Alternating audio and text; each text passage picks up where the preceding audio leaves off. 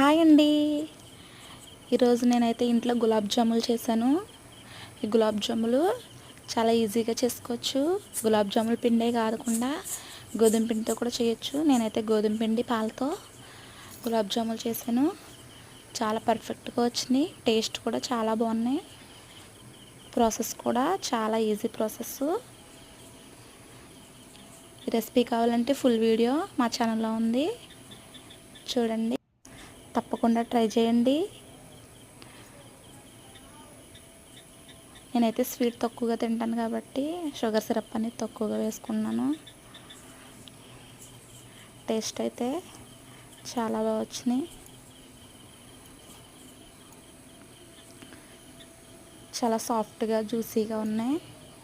అది కూడా చూడండి, చాలా సాఫ్ట్గా ఉన్నాయి.